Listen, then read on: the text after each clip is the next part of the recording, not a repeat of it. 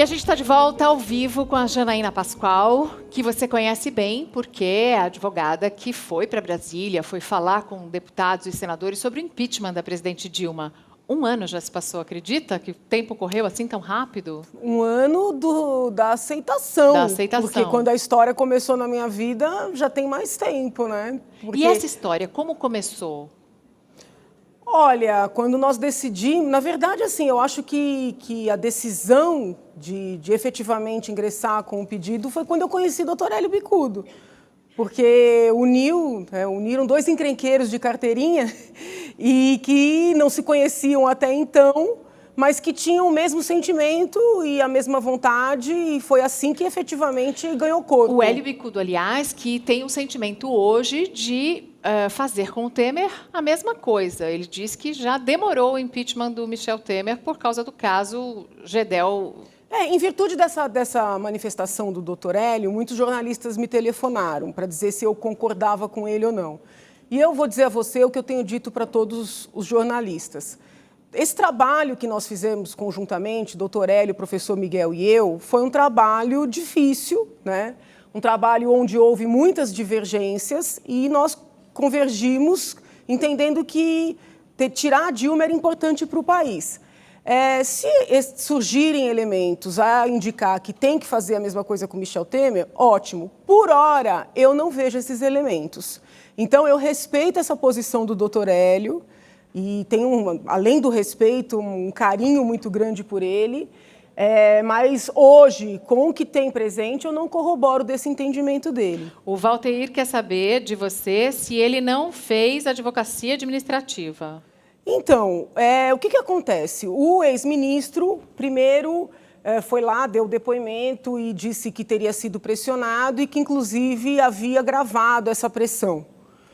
Eu fiquei esperando os áudios. Quando os áudios vieram à tona, nos áudios não tem nada. Então, veja, não estou com isso dizendo que o ex-ministro esteja faltando com a verdade, de maneira nenhuma. Talvez ele tenha efetivamente se sentido pressionado.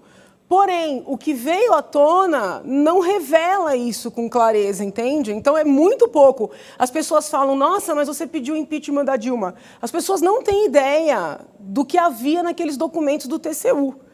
O tamanho daquela fraude. TCU, o Tribunal de Contas da União. Isso, então... E você deve estar falando de valores, né? De dinheiro, de quantia. Não só quantia, o tamanho da fraude. Porque o país já está quebrado há muito tempo. E eles não mostravam isso contabilmente para poder garantir a reeleição, para poder garantir palanque, para poder continuar iludindo o povo. O governo de Michel Temer e o que venha depois, o Brasil pós-impeachment, te dá confiança de que as coisas já melhoraram, de que a gente tem mais transparência, de que a gente pode ter mais confiança? Eu acho que, pelo menos, as pessoas entenderam que existe causa e efeito, entendeu? Existe ação e reação. Porque o que eu percebia de muita gente, percebo ainda hoje. Né? Tem gente que diz assim, Janaína, mas o que adiantou? Olha tudo que está aí. Tudo que está aí porque nós fizemos o impeachment.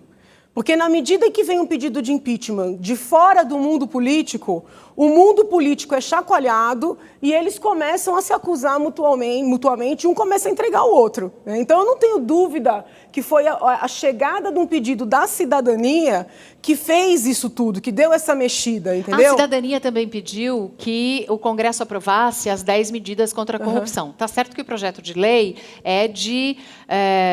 A criação foi do Ministério Público Federal, mas foi a população, com mais de 2.400.000 assinaturas, que avalizou isso, que quer isso, e aí vai para o Congresso, fica desfigurada, se transforma em outra coisa.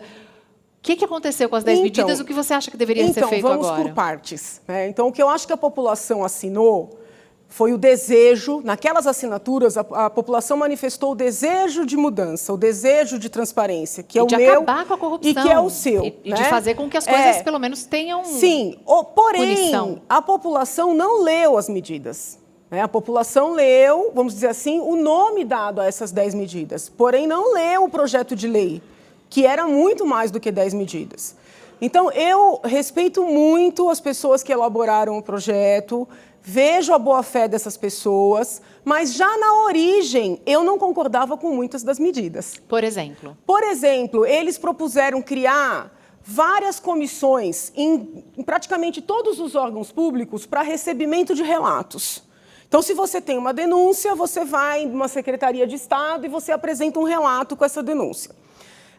Criaram várias normas para essas comissões, inclusive pagar o relatante, ou seja, dar um prêmio em dinheiro para o relatante. Eu já fico preocupada. Porque existe essa figura nos Estados Unidos, chama whistleblower. Sim, sim, mas você não tem uma estrutura para isso. Você tem esse instituto onde a pessoa vai ser protegida, vai ser tratada, mas assim, várias comissões em órgãos públicos, uma mega estrutura, é algo que na virada pode gerar mais corrupção.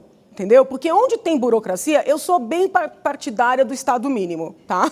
Eu também. Estado mínimo na economia, Estado mínimo na repressão também, porque no Brasil é intrigante.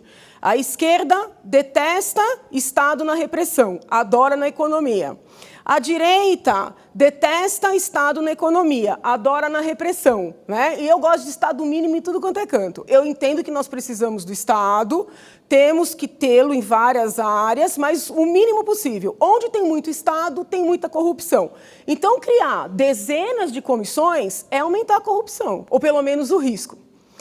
Eles importaram dos Estados Unidos um acordo que chama plea bargain, que você senta com o acusado e negocia, você, digo, membro do Ministério Público. E aí, dali, já sai com a pena definida. Então, não tem mais processo, não tem produção de provas, não tem discussão da culpabilidade, que é algo que, para quem é advogado, se assusta um pouco com isso. Se você vai ler a exposição de motivos desse projeto, ou dessa proposta, pelo menos, está escrito assim: as cadeias estão muito cheias. Não tem sentido prender quem comete crime sem violência. Vamos fazer esse acordo e as pessoas vão ficar presas nas suas casas. Aí eu fiquei pensando, as pessoas assinaram para que os corruptos fossem presos. Sim. Porém, a proposta é fazer acordo com eles para que eles fiquem presos nas suas mansões. Então, percebe a inconsistência?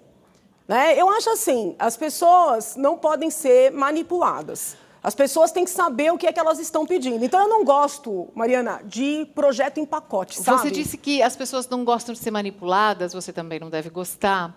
Você já se sentiu manipulada? Eu me senti, quando eu comecei a ir nas manifestações, lá atrás, antes de eu propor o impeachment, e nada acontecia. Então, por exemplo... Você vai à manifestação do dia 4? Não vou. Não vou. Depois eu posso explicar por quê. Mas, assim, eu fui a várias manifestações na Paulista... E as pessoas falavam em reforma política, fim da corrupção, mas aí terminava uma, depois de uma semana já estavam convocando outra e nada acontecia. Foi por isso que eu me irritei e fiz o pedido de impeachment, entendeu? A verdade é essa. Eu comecei a falar, peraí, a gente é palhaço? Aí vem aqui, musiquinha, reforma política, e não acontecia nada. E as pessoas chateadas, poxa, eu vim em várias, não acontece nada. Eu falei, quer saber? Eu sou advogada, sou professora de direito, eu vou escrever esse pedido, já que ninguém quer fazer. Entendeu? Eu acho que as pessoas não queriam fazer. Então eu comecei assim, a me sentir manipulada. Porque é muita exposição, né? Ser a advogada do impeachment é muita exposição. Olha, eu te confesso que foi muito mais do que eu imaginava. Eu não tinha a menor ideia que ia ser desse jeito. Juro. Eu achei que ia fazer um pedido fundamentado e instruído com a documentação, que as pessoas iam perceber que aquilo era óbvio, né, e que rapidamente ia se resolver. Eu nunca imaginei que eu ia passar por tudo que eu passei. Tá? Por que eu não vou agora, domingo, dia 4? Muito embora eu respeite quem decidir, não estão claros os objetivos dessa manifestação para mim. E eu não gosto de participar de nada que, para mim, não esteja muito claro, entende? Por exemplo, se as pessoas pedirem pleitos. fora Temer e o que depois? Se o Temer sai do governo, se ele cai em 2017, que está logo ali na esquina, o nosso Congresso vai via eleição indireta. Esse Congresso, que você conheceu bem nos últimos anos, esse Congresso vai eleger um presidente. Então, aí e se cai agora, porque é mais ou menos assim. Não, mas não vai cair agora. O PT quer derrubar agora, porque aí faz eleições diretas. Duvido. E eles conseguem, talvez, emplacar. O PSDB quer derrubar virando 2017. O Joaquim Barbosa disse que acha que o governo Temer talvez nem chegue ao fim. Algumas pessoas apostam nisso. Olha, com todo respeito ao ex-ministro, eu acho que nessa entrevista que ele deu, ele falou pra muita Mônica coisa Bergamo, errada. na Folha. Falou muita coisa errada, com todo respeito. Por exemplo? Por exemplo, ele disse que o impeachment foi um teatro. Só que eu não sou atriz.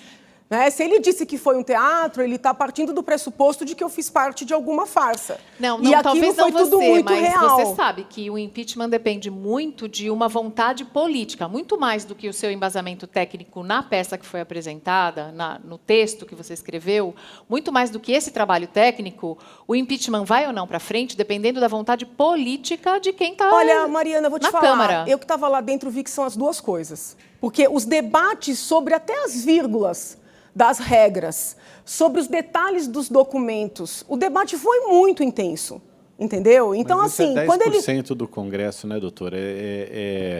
O pessoal que tem o nível para fazer um debate dessa intensidade não é o Congresso todo. Não foi o que a gente viu, por exemplo, nas votações na Câmara dos Deputados, quando eles apresentavam os motivos para votar sim pelo impeachment. Mas olha, mas eu vou lhe dizer, primeiro, pela legislação, o parlamentar não precisa sequer motivar, tá? É um tipo de processo que não exige a motivação. Quando ele fala da sua cidade, quando ele fala da sua família, quando ele fala... Na verdade, ele está, de alguma maneira, homenageando quem o colocou lá, está dando uma satisfação. Então, o Congresso Nacional representa a nossa sociedade. Eu não ouvi ninguém falar pelos eleitores. Entendeu? Pelos eleitores. Falou da cidade, eu acho, né? Pela minha cidade e tal. Então, assim, eu acho que o nosso Congresso, ele representa um pouco do que está na sociedade. Então, por isso é que eu tenho trabalhado muito a questão dos valores. Né? Em cima disso que a Mariana... O que é a sociedade que a gente quer, entendeu? Porque é muito fácil ver o erro sempre no outro, né? É o outro que está me perseguindo, é o outro que está errado. Eu acho que é um momento de depuração para a gente olhar também para a gente, entendeu? Mas, de qualquer forma, se não houvesse condições políticas para o impeachment não passaria. O impeachment é um processo político. E jurídico. Existe digamos assim, uma espoleta, né, jurídica que dá o começo, que faz com que ele ande. Mas, a partir do momento que esse impulso inicial é dado, a partir daí ele passa a ser um processo político. O comportamento do presidente Michel Temer, se ele não tivesse uma base política, a base política que ele tem hoje, o comportamento dele em relação ao ex-ministro Marcelo Calero não seria também um primeiro propósito jurídico que daria ensejo a uma ação? Gente, não tem o menor fundamento, desculpa, não tem o menor fundamento. Um presidente que não tem nada de objetivo. Numa relação de um interesse pessoal de um ministro e assim, pede para que isso dê andamento dentro do governo, encaminhando para a Advocacia Geral da União? Porque o ministro começou falando... O próprio presidente disse que encaminhou para a Advocacia Geral da União. Mas ele não disse que pediu favor, nem que pediu para intermediar. Ele disse que ele estava tentando interceder entre um conflito entre dois ministros. Não, ele disse que estava intercedendo num conflito entre duas instâncias de governo. Não existia conflito entre duas instâncias de governo. Existia um interesse particular de um ministro. Vamos lá, que caiu, inclusive. A questão não era IFAM e outra secretaria. A questão era o apartamento do Gedel. Não, vamos voltar à fita. Eu não sou advogada do Temer, tá? Se alguém entender que tem elementos suficientes, inclusive acho que foi o PSOL que entendeu e já fez o pedido, e as autoridades vão avaliar. Eu não vejo fundamento jurídico. Da Dilma, a gente juntou isso tudo aqui, demonstrando as fraudes, falsidade ideológica, o dinheiro que ela mandou para Cuba, para a Venezuela, que voltou via Odebrecht, que era representada pelo Lula, que era amiguinho dela. Então, essa história de falar que ela é coitadinha, desculpa. O que tem até agora desse caso Calero e Temer... Mas essa parte não entrou no pedido de impeachment, não entrou? Né? O que entrou foram as questões então vamos fiscais, voltar, vamos esclarecer o povo. Não entrou porque o deputado Cunha, que está preso, tirou essa parte do nosso pedido, mas estava lá. O nosso pedido tinha um tanto assim de documento impresso, fora os anexos virtuais. Então, não é uma conversa de um ministro contra o outro, entendeu? Isso aí está muito nebuloso. Eu, se fosse o ex-ministro, o que teria feito? Pego o IFAM da Bahia, pego o IFAM Central, eu vou ler os laudos, eu vou chamar um terceiro para opinar. Então, está um diz-que-me-diz enorme. Diz que me diz, não dá Janaína, fundamento o nem simples para fato- inquérito na Polícia O simples Civil. fato do ministro Gedel Vieira Lima ter um apartamento nesse prédio já deveria tê-lo feito ficar calado a respeito desse caso. É a Mas mulher por- do César, ela não por- tem que é, parecer concordo. honesta, ela Por não tem que isso ser é só que eu honesta, fui tem que a- parecer também. Por isso Eu que não tinha nem antes que ter de falado isso. de qualquer jornalista, eu escrevi no meu Twitter que o presidente deveria ter afastado o Gedel imediatamente. Entendeu? Acredito que errou ao não afastar imediatamente. Daí a dizer que tem elemento para impeachment é outra história. Agora, quem entender que tem, que peça. Olha, isso daqui, essa transcrição dessa conversa, é um trecho que sempre volta. Cada vez que surge alguma coisa, algum escândalo, as pessoas não querem se esquecer do que já foi dito entre Sérgio Machado e Romero Jucá. Sim. Um grande acordo nacional, botar o Michel, um acordo com o Supremo e com tudo. Aí parava tudo, delimitava onde está, pronto. Eu perguntei há pouco se você já se sentiu usada, você disse que sim, nas manifestações. Nas manifestações. Você já passou pela sua cabeça a ideia de que talvez você tenha sido também, ou pudesse ter sido usada para esse grande acordo nacional? Não fui usada, porque eu consegui o que eu queria. Primeiro, eu demonstrei a fraude e eu tirei um país que estava arrumando a virar uma Venezuela desse rumo, entendeu? Então, eu estou felicíssima. Bom, quem Brasil acha que me usou pode ter sido usado para a minha finalidade, que era tirar o meu país que estava indo para virar uma Venezuela. Doutora, tem uma Entendeu? pergunta aqui Você me arrependo E você nem tem essa 1%, Mariana. Nem 1%. Faria tudo de novo. Tem uma pergunta que é recorrente, tem muitas pessoas aqui perguntando, e a senhora já respondeu isso, mas como as pessoas estão perguntando, não vou nem citar nominalmente porque são várias. A senhora recebeu R$45 mil para dar o parecer sobre o impeachment? Então, mas isso tem que ser dividido, tá? Eu acho o seguinte, a minha atividade advocatícia não tem nada a ver com o que aconteceu no impeachment. Eu faço pareceres sempre, não só como advogada, mas como professora livre docente, tá? Você, se amanhã tiver um problema criminal, me telefonar, você vai mandar as cópias do seu inquérito e eu vou analisar, vou cobrar por essa análise, vou sentar com você e vou passar meu parecer. Se pedirem para você analisar o caso do Michel Temer, você também analisaria? Analiso, não tem problema. Você fala, Janaína, eu quero que você agora redija um parecer para eu anexar numa ação. Estou sendo acusado de alguma coisa. Eu redijo, assino e te entrego. Quando eu entrego o documento para você, encerra a minha atividade. Então, o que aconteceu? Eu participei da elaboração de um parecer junto com o professor Miguel Reale Júnior, que ele sim é do PSDB, eu não. Eu cobrei os meus honorários para fazer um estudo muito longo sobre esse trabalho, apresentei. Houve uma divergência entre isso no começo de 2015. Tem nada a ver com o pedido de impeachment. Então, isso precisa ficar muito claro, porque as pessoas falam, você recebeu. Não só não recebi, como paguei todas as despesas do meu bolso, hotel, avião, entendeu? Como eu não tenho cargo público, não tinha direito à segurança, então arquei com todos os riscos pessoais, tá? Quando um empresário me ligava, ai, doutora, gente que não me conhecia, eu gostaria de ajudar, eu agradecia e rejeitava. Por quê? Amanhã iam dizer, eu não sei de onde é que está vindo o dinheiro. Então, foi um projeto Andou no jatinho de alguém, andou no helicóptero entendeu? de alguém. Eu peguei avião, paguei tudo do meu bolso. Mas só para esclarecer, esse parecer inicial lá do Não começo tem de nada a ver, 2015... não tem nada a ver. Mas esse foi a pedido do PSDB? Foi a pedido do PSDB, professor Miguel Reale Júnior. E por esse a senhora recebeu? Sim, todo mundo sabe. Eu não Profissionalmente. minto, entendeu? Aham. Profissionalmente. Só que acontece o seguinte, houve uma divergência entre o professor Miguel e eu. O professor Miguel entendeu que era caso de fazer uma representação à Procuradoria. E eu entendia que era caso de impeachment. O PSDB não concordou comigo. Concordou com o professor Miguel Reale Júnior. Entendeu?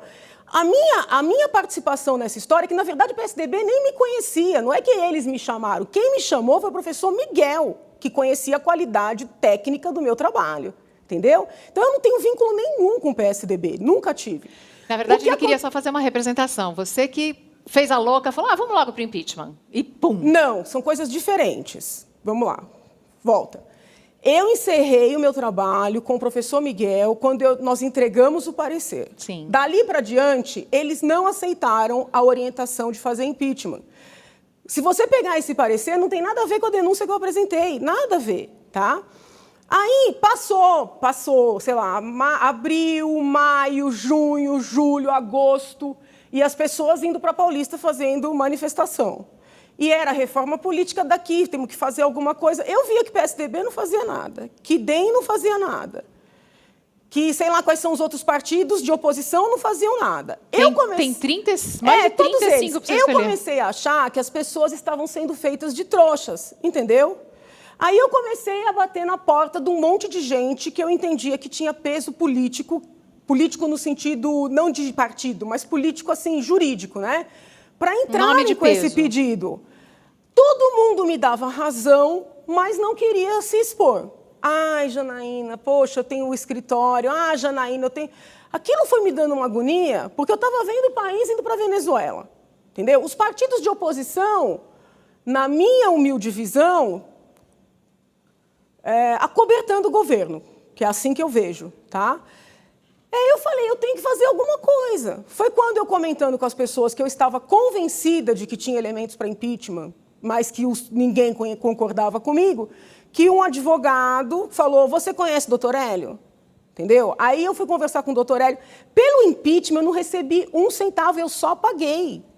Entendeu? Se eu somar tudo, foram mais de 20 mil reais do meu bolso, que eu, na verdade, doei para o país, porque eu vejo esse trabalho como um trabalho voluntário pelo meu país, entendeu? Eu fui para Brasília para um seminário da América Latina, né? Vieram venezuelanos, vieram bolivianos. A parlamentar venezuelana que veio, ela estava levando remédio, porque não tem remédio na Venezuela, né? Os indígenas bolivianos que vieram relatar que eles são torturados por Evo, entendeu? E o governo brasileiro, do Lula e da Dilma, que tanto fala da ditadura militar, com os olhos fechados para isso. Quer dizer, então, que a tortura só incomoda quando é da direita? A tortura da esquerda é legal? Você agora é a favor dessa hoje foi assinada a saída da Venezuela do Mercosul. Foi tarde. Tinham que ter expulsado antes, entendeu? Eles são ditadores. Porque Fidel Castro morreu. Aí o pessoal fala que Fernando Henrique e Lula são inimigos. É só ler a carta do Fernando Henrique para Fidel. Entendeu? Não tem inimizade ali. Entendeu? Então, assim, ou o povo tomava a rédea, e aí eu acabei, né, tomando a frente, ou nós estávamos perdidos. Você acredita que exista, então, uma intenção por trás do que está acontecendo hoje no Congresso, que as pessoas estão, sim, querendo se proteger da Lava Jato ou da possibilidade... A delação da Odebrecht já foi assinada. Eu acho agora assim, é saber quem é que está lá, porque são mais de 100, são mais de 200. Então, Mariana, eu não gosto de acusações genéricas. Sim. Entendeu? Porque acusações genéricas, elas permitem tudo. Então, eu gosto de pontuar. Tá? Eu entendo que este projeto do abuso de autoridade... Foi, sim. Tem esse fim, sim. Eu entendo que a criminalização do Caixa 2? Não. O projeto de anistia? Não. Criminalizar, criar crimes de responsabilidade para juízes e promotores, tá? De maneira muito vaga, tem finalidade de intimidar a Lava Jato, sim. Isso é uma coisa importante de esclarecer. As pessoas estão confundindo a criação de crimes de responsabilidade com o abuso de autoridade. São duas coisas separadas. Uma coisa é o projeto do abuso de autoridade, que eu acho que visa, sim, coibir a Lava Jato. E dentro daquelas 10 medidas de corrupção, colocaram os crimes de responsabilidade de juízes e promotores. Entendeu? Então, são dois projetos separados. Essa inclusão, eu vislumbro, sim, como uma forma de intimidação. Modificar as 10 medidas, não, porque tinha coisa boa e tinha coisa muito ruim ali. E é o papel do Congresso, modificar se quiser. Sim, eu acho que é o papel de discutir, tem que discutir. É um pouco até infantil achar que vai chegar um projeto e que vai sair exatamente igual do Congresso, entendeu? Infantil da parte do Deltan Dallagnol, do Ministério Público Federal. Que tinham essa expectativa, né? Como é que funciona o processo democrático? Você faz uma proposta, essa proposta é analisada, as outras pessoas sugerem. Já não é normal o judiciário apresentar leis, né? Que é uma coisa que deveria ser feita mesmo só pelo legislativo. Então, quando o judiciário apresentou essa lei, você acha que ele estava exercendo um papel político que depois não conseguiu segurar? Assim. Eu acho que o intuito foi positivo, foi o intuito de colaborar. acho que propor projetos faz parte da democracia, ir lá conversar com os deputados, tentar explicar, né, os pontos positivos e negativos do projeto, também é algo que faz parte da democracia. O que me parece um pouco, que eu disse a palavra infantil, né? Não sabe brincar, não desce eu pro acho play. que é esse sentimento de que, assim, poxa, tinha que sair exatamente como entrou. E não é assim, entendeu? Porque tudo que a gente faz está sujeito a críticas, né? Está sujeito a debate, a discussão. Por isso é que eu acho que tem que separar esses assuntos, entendeu? O Kleber Lima disse que o Brasil seria mais ético se fosse administrado por Janaína Pascoal, Joaquim Barbosa e Sérgio Moro. Muita gente perguntando se a senhora vai se candidatar a algum cargo político.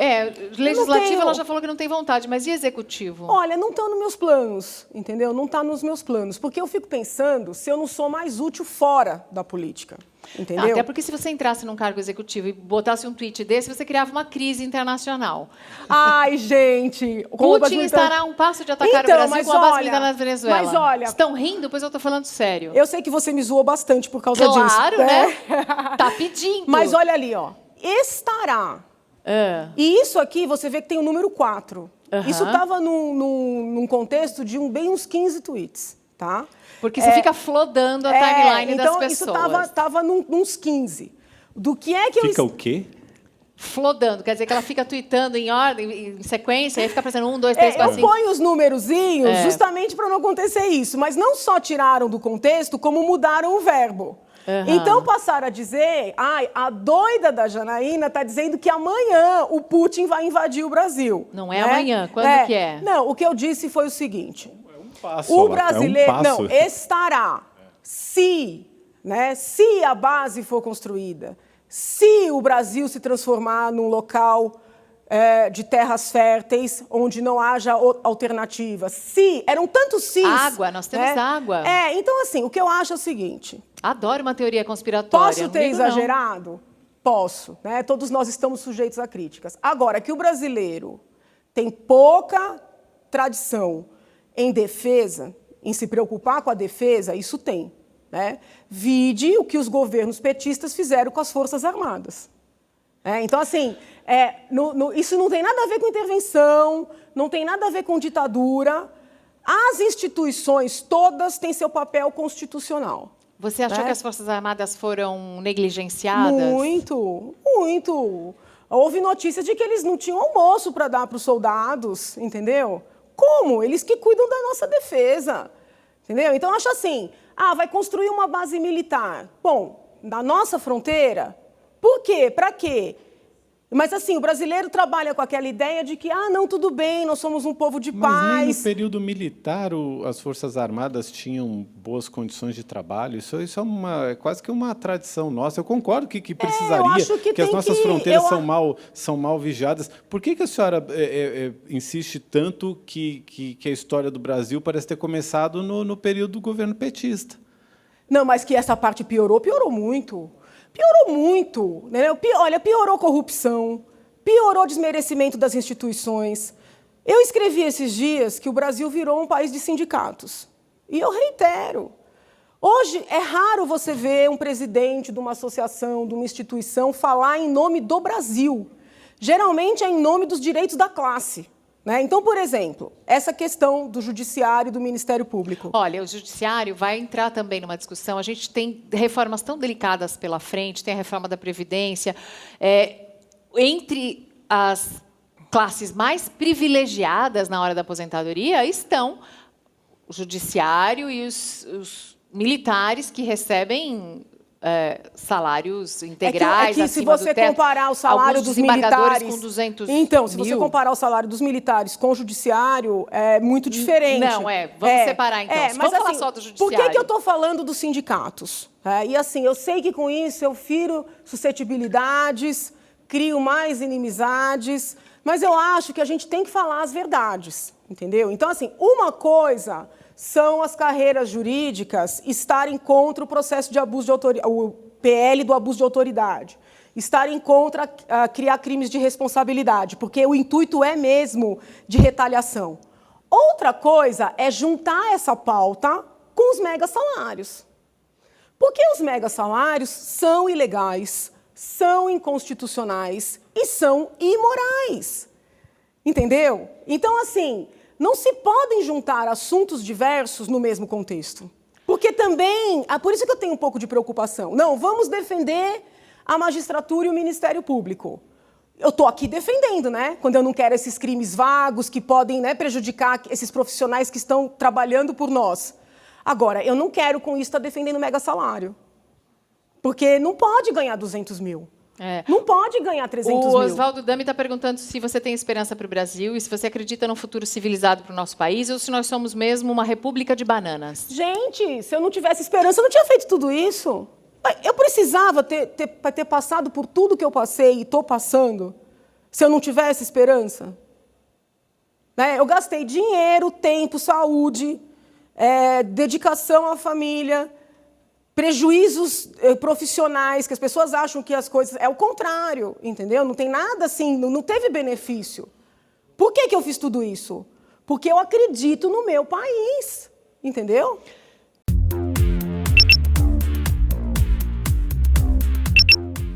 A doutora Janaína Pascoal virou meme nas redes sociais e a gente vai ver agora. Você acha bonitinho também? Porque você não ligou, né? Por que era para te ligar? Não se importou. Você não ficou chateada. Desculpa. Pode me ligar, a gente toma um café. Não é que você falou, você não me ligou. Você não vai botar... Bota aí, aperta o play aí. Tem o play desse vídeo ou não? É o clipe? É aquele clipe. Do Iron Maiden?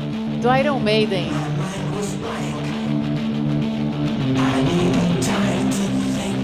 Isso é maravilhoso.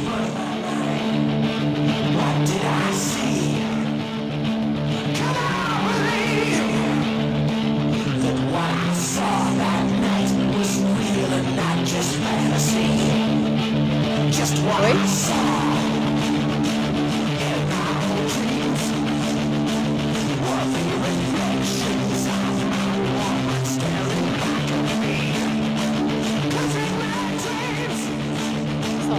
Já conhecia o Iron Maiden? Sim, claro.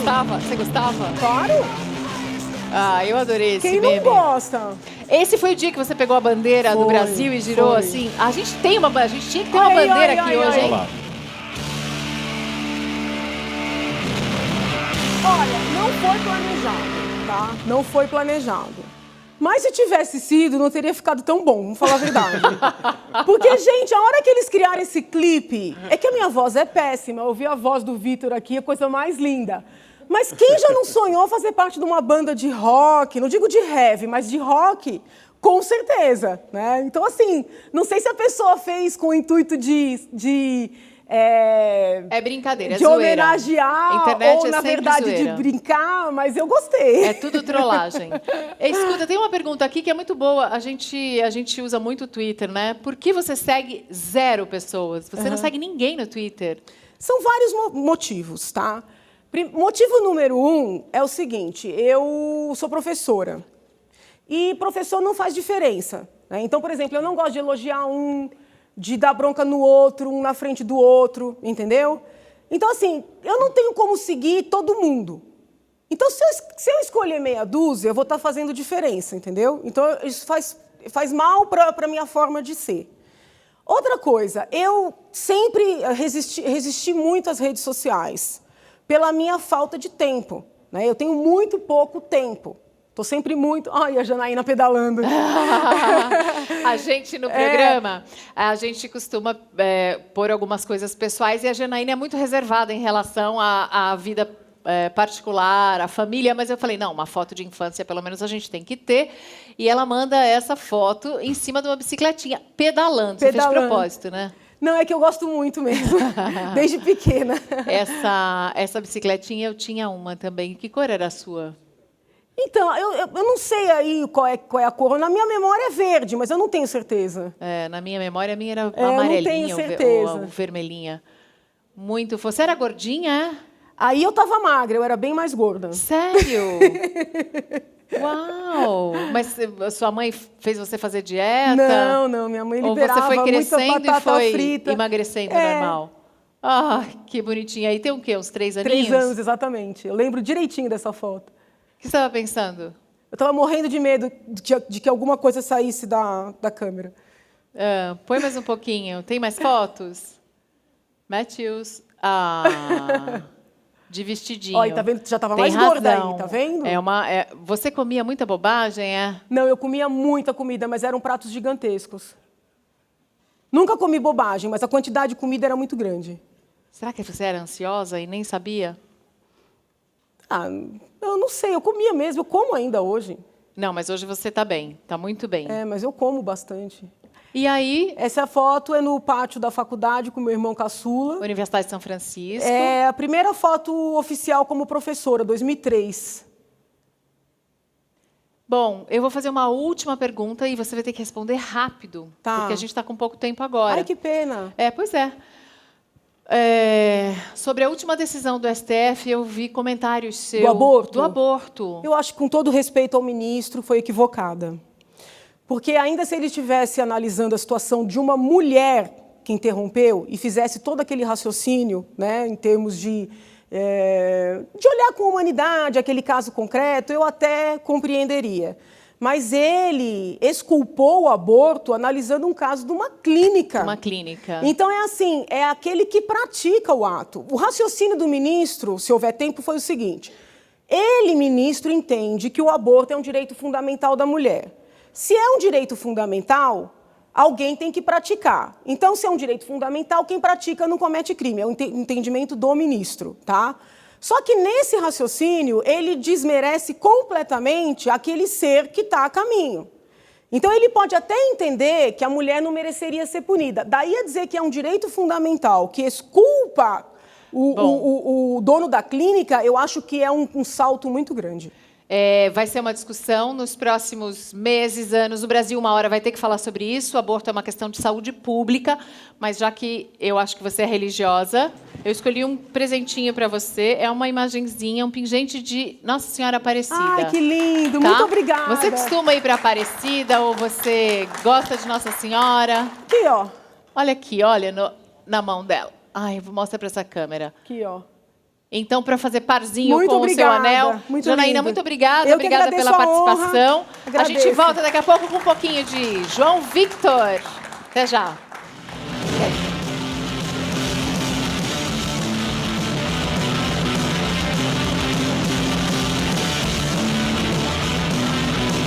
Mariana Godoy entrevista, voltando ao vivo pela Rede TV, e a gente vai rapidinho a Chapecó conversar com o repórter João Paulo Vergueiro, saber dos preparativos para o velório que está sendo já aprontado para amanhã dos jogadores da Chapecoense. O João Paulo tem as informações deste momento na cidade. Como é que estão os preparativos, JP? Boa noite para você.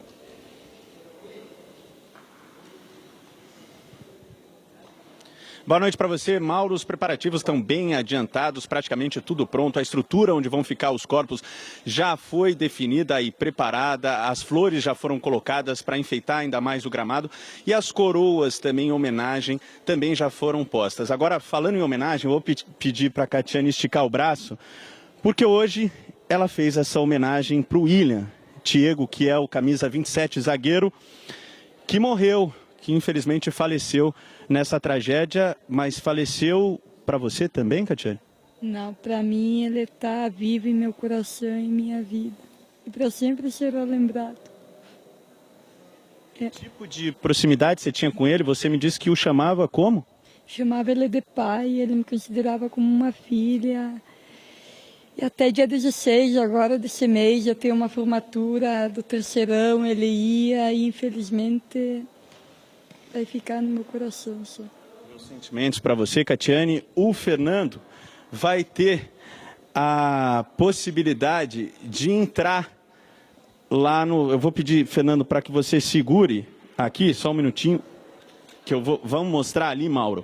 Por favor, Legal. que o Fernando já separou. A gente vai mostrando aí realmente a tristeza dos chapecoenses, de todo o povo de Chapecó, que o Brasil inteiro sente muito por todo esse acontecimento, por toda essa tragédia. É um luto, Nós, né? jornalistas, Perdemos amigos também. Eu perdi um amigo Ari pessoal Júnior, nisso, Ari Júnior, cinegrafista da TV Nossa. Globo, que trabalhou, viajou junto comigo durante tanto tempo. Então é algo que nos toca muito e a gente vai estar sempre acompanhando muito atentamente todos os fatos lá de Chapecó. Pedindo sempre uma força e o conforto de Deus para todas as famílias. Olha, João Vitor, vamos voltar a falar do João Vitor, que tem 19 aninhos.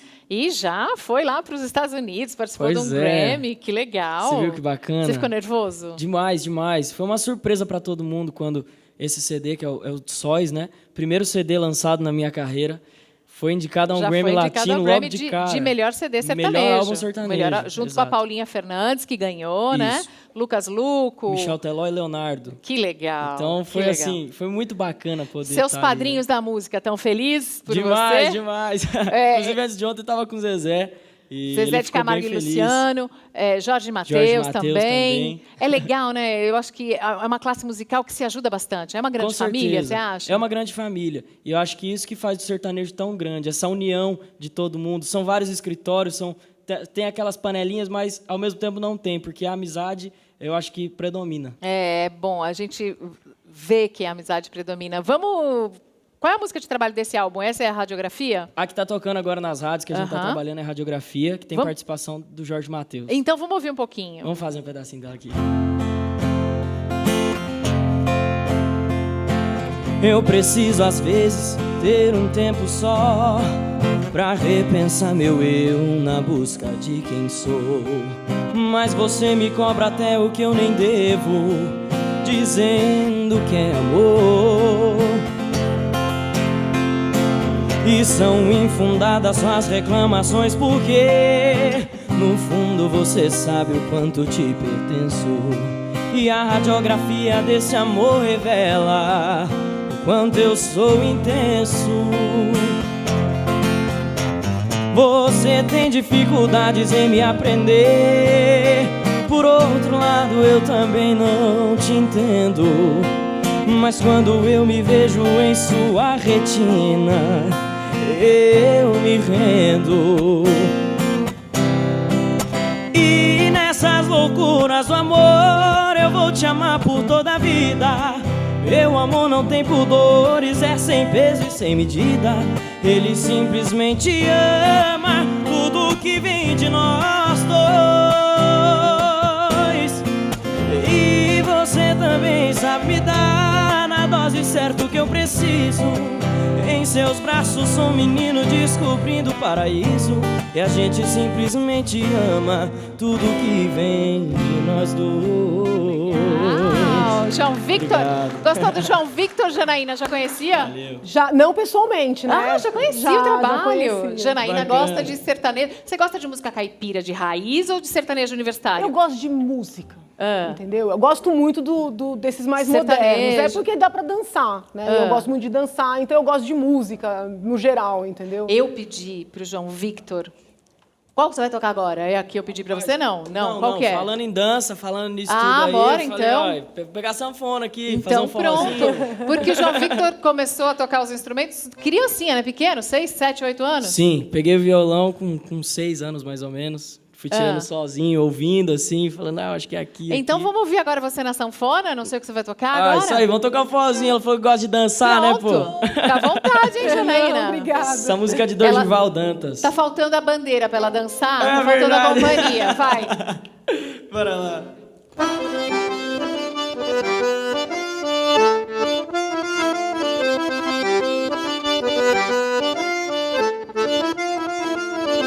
Eu acho que eu estou gostando de você, mas você não percebe.